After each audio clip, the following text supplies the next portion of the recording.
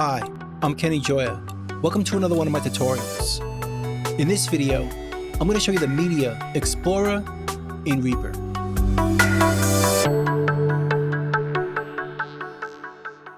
Now to open the Media Explorer, we'll go up here to the View menu and choose it right here.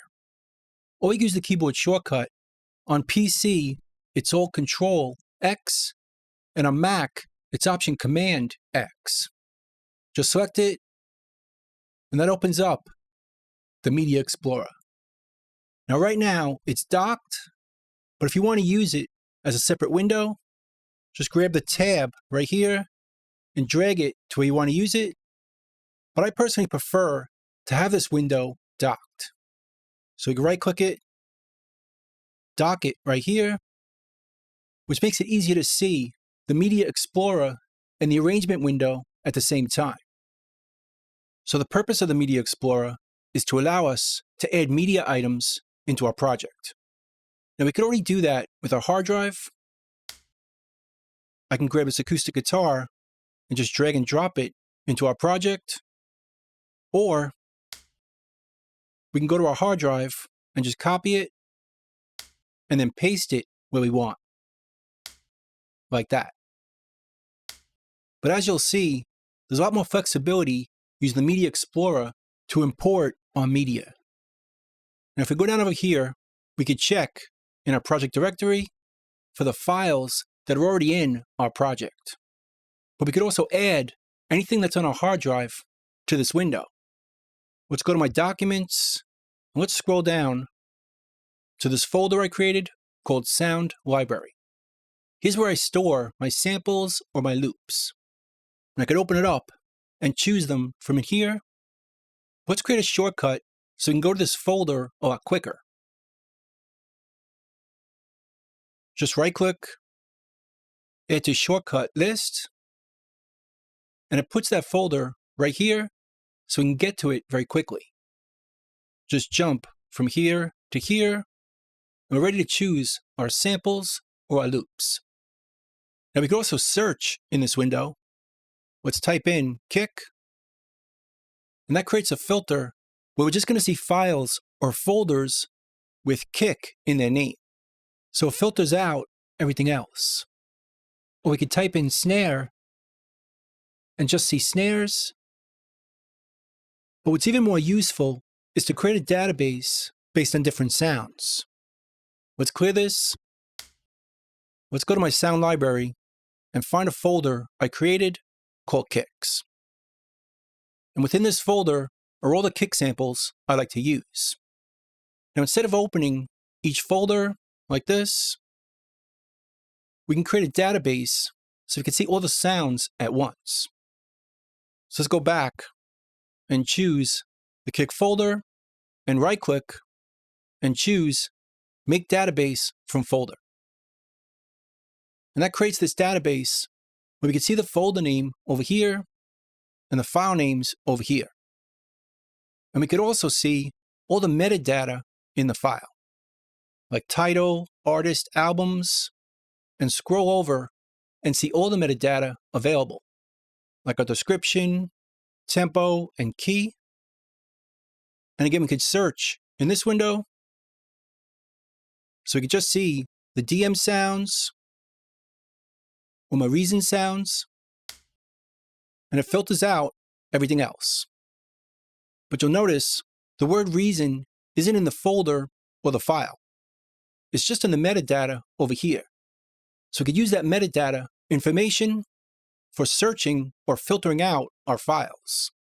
Let's type in Korg, and just the Korg sounds show up. Let's create another database for our snares. Let's go back up and scroll down to my snare folder, right-click it, make a database from this folder, which shows up right here. So we can quickly jump from our kicks to our snares right from here. And we can create as many databases or shortcuts as we want, making it a lot easier to find our sounds. And we can also edit our metadata from this window. Let's say I wanted to add the metadata for these snares. under the artist. Let's select them, and then right-click, and go down here to Edit Metadata Tag. Then we can choose which metadata we want to add or edit. Let's choose Artist, and type in me. Now that metadata shows up right here. Now if you notice, it's in blue, so it's really just temporary. If you want to write this metadata into the actual files, we could do that as well. Just select them, or in fact, let's just search me, and that shows just those files. Select all, and then right-click, and go down here to Write Edited Metadata to Media Files. And that's going to write that metadata into the actual media files. So now you can see it's no longer temporary. So this metadata is written into the actual files. Now to audition our sounds, we could just select them, and then right-click and choose Preview.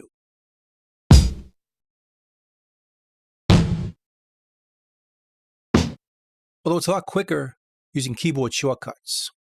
Use the right arrow to audition it.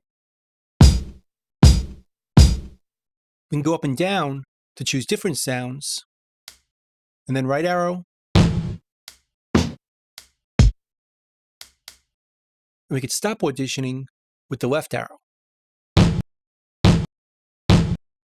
So you can go very quickly with the right arrow to hear it multiple times. Now we could also autoplay as we choose them by hitting this button right here. Then if we just select them, we're going to automatically hear them. And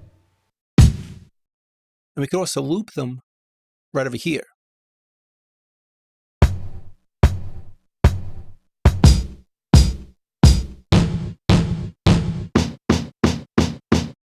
And again, stop it with the left arrow.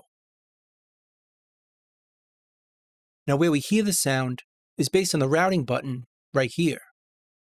It defaults to output 1 and 2, but we could switch it to 3 or 4, or any output we want.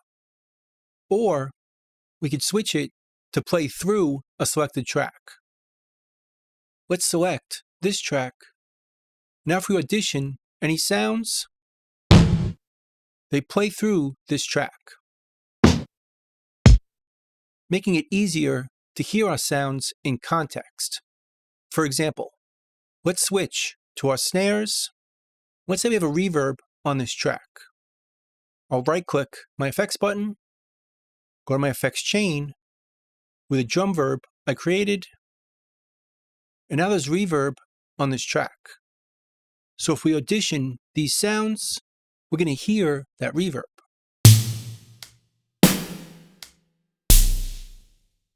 So we're hearing our samples or loops through this track, and therefore in context. Like if we pan it to the left, we're only going to hear it on the left.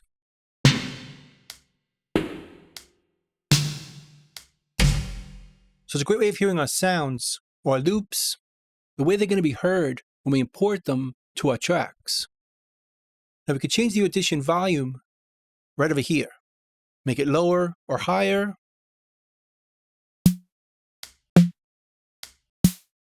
And we could also, if we right-click over here, go to Options, and choose Apply Preview Volume to Inserted Media Item.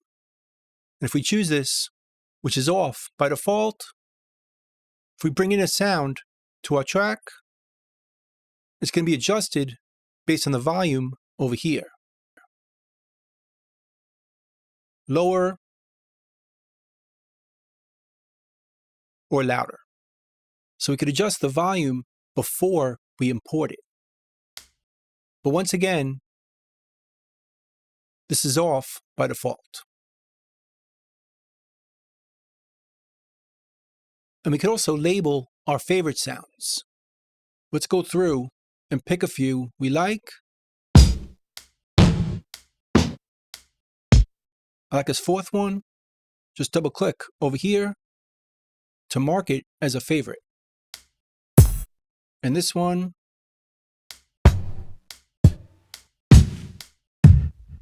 and these two. So now at any point, we could see which sounds we preferred. And we could sort the list based on our favorites. So if we're over here with the snares, we can go to our kicks and just click right up here to sort our favorites at the top.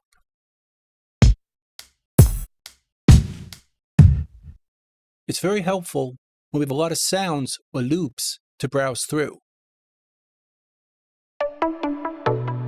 This is a fairly large topic, so I've divided it into 2 videos. In the next video, I'll show you how to start importing this media into your projects. Thanks.